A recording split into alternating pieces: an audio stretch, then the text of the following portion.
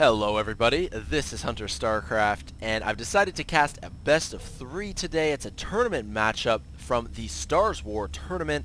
Spawning at the bottom left position of Xel Naga Caverns, a red Zerg player, one of the most feared macro Zergs in the whole world, from the team Liquid.Ret. Liquid.Ret here, he's very known for his macro style, very passive style, and you know, even more so than some of the big names like Idra, for example.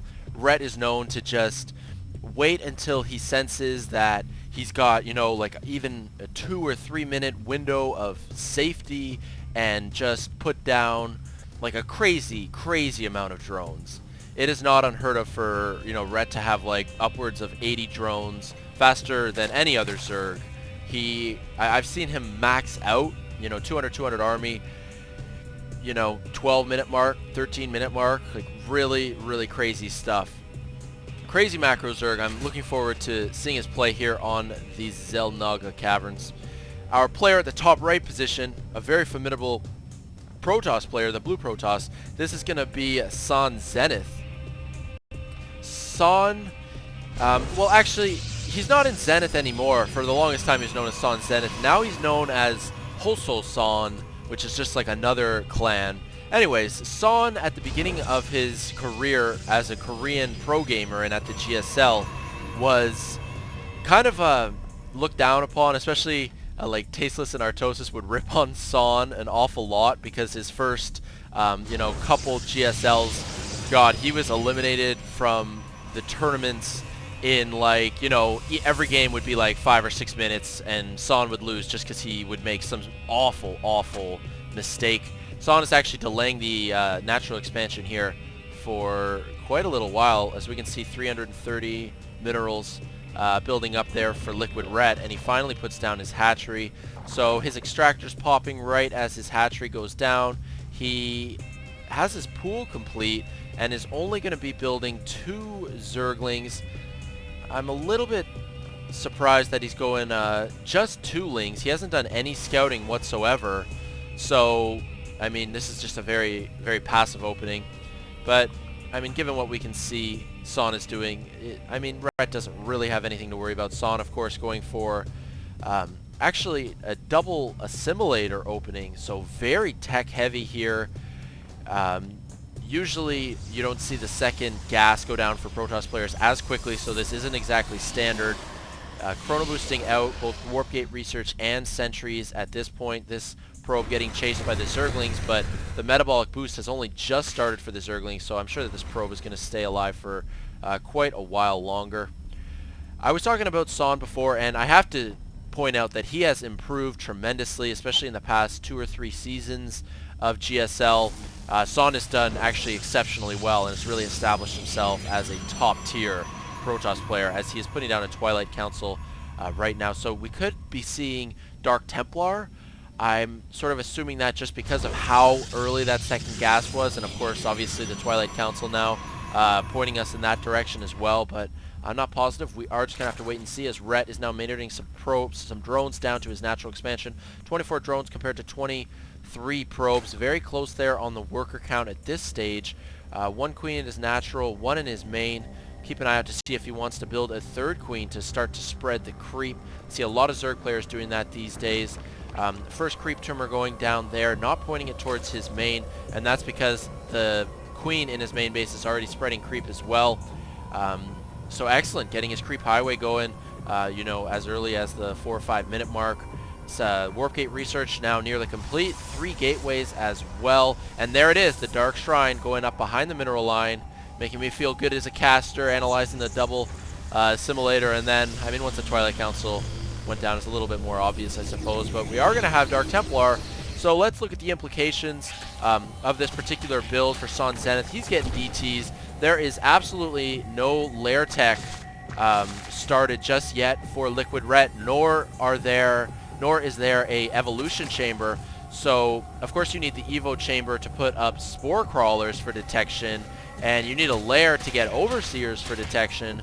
So as this Dark Shrine is now 20 seconds away, there really isn't going to be any means of detection for the Zerg player. Ret, but at the same time, Ret does have a pretty significant army at this point. He's got, I mean, just 3 roaches out already, 2 more on the way. He's got quite a few speedlings at this point, and, I mean, Son Zenith does not really have enough to defend. He's only got a couple of zealots along with some 3 sentries or so. Now, we have 2 Dark Templar. I'd be surprised if Liquid.Ret isn't aware of the DTs at this point. Of course, you can see cloaked units. You can see they sort of... actually, let's take a look at... this is Ret's vision, and if you look closely there, you can see the Dark Templar. It's like obscuring the vision a little bit. So I'm sure Ret is very well aware of that. He is... Son is falling back with 1 Dark Templar to help fend off this rush. The other Dark Templar, I'm going to keep it highlighted in the box down here below, and we can see just how many kills that Dark Templar gets. The Nexus gets taken out, surrounded by speedlings, and killed off. 1 force field there. A very well-placed force field is going to at least delay most of these Zerg units from doing as much damage as they could. This Dark Templar here in the main has 11 kills already, and the Dark Templar in Liquid.Ret's main is taking out his hatchery. The hatchery now down to half health, as this Dark Templar now an Instructor with 12 kills. Another Dark Templar over here going to town on this gold expansion, and Son able to crush the forces of Liquid.Ret with a nice force field placement, and with this Dark Templar really pulling his weight with 15 kills. And it looks like this hatchery is going to get taken out, and the lair gets taken out as well. I'm not even sure if that finished morphing into a lair. There's no overseers on the map, so I would assume that lair tech didn't even finish, but it was actually very close to call. Ooh, this hatchery down to 295 hit points, and this Dark Templar going for the spawning pool. So Liquid.Ret now actually in a really brutal position. The supply count is dead even. Ret is going to want to put down another spawning pool. He really needs a spawning pool near this spore crawler, or else he's not going to be able to build any speedlings in a couple of seconds here. A nice little forge gateway wall off, along with another nexus going down at the natural base of Son. We take a look at the vision of Son, and other than this Dark Templar causing problems at the natural, no other real vision, although we do have another Dark Templar heading out now. And this Dark Templar as well killed off the spawning pool, now going down, taking shots on the evolution chamber. The Dark Templar at the natural gets taken out, and this Dark Templar just barely in range of the spore crawler detection gets taken out by the speedlings as well. Now we can see still neck and neck on the army tab. This game is actually very difficult for me to call at this point. I do think it is absolutely problematic that there's no spawning pool, but Liquid.Ret seems content just to be building roaches at this stage of the game. He does have a lair, okay, so he can get some overseers out if he needs mobile detection. He has 1 overseer out already. It spots the Dark Templar in his main and takes it out. Want to flip to the vision once again of Ret. No more Dark Templar in the Zerg base. No more Dark Templar on the map, period. Blink on the way, about halfway complete, +1 ground attack on the way as well. And the Zerg player, Ret, now getting some upgrades as well for his roaches. He's getting roach speed. Just started that a few moments ago on the units tab. Very close on harvester count, about a 4 harvester advantage for Son Zenith. Chrono boosting out the ground attack, so he's going to have possibly a very strong timing window any minute. And yeah, as I'm saying that, I'm thinking that's what he's going to go for. He's warping in a lot of attacking units right now. He's got basically even distribution between stalkers, zealots, and sentries. And as soon as +1 finishes, along with Blink, he's going to have a very strong timing window to do a lot of damage here. It's going to be very easy to snipe this hatchery. It's got 140 hit points. It has just been harassed by Dark Templar all game long. Proxy pylon going up at the Xel Naga watchtower. Burrow and Roach movement now nearly complete. No tunneling claws, of course, and this is looking like it's going to be a big engagement. Force fields going down. Zealots doing a lot of damage to the Zerglings. More force fields just zoning off the roaches, and it looks like Son Zenith here just might have an army that is just a little bit too strong. I believe he even has Blink done at this point. He's going to be blinking back any injured stalkers.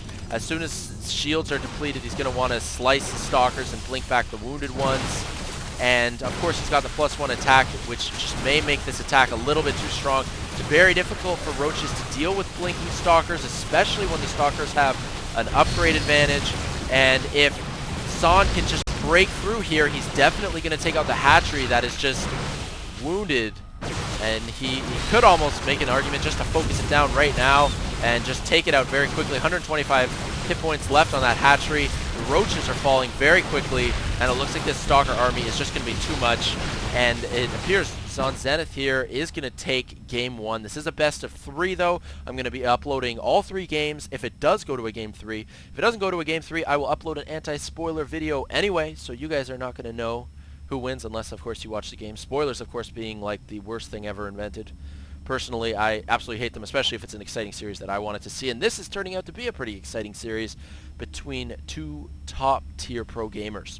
So let's see if Liquid.Ret can battle back in game 2. I'm definitely rooting for him. He's one of the best Zergs in the world, but San Zenith, pretty beastly Korean player. Let's see what happens in game 2. We're going to jump into that one right now. Stay tuned. Peace out.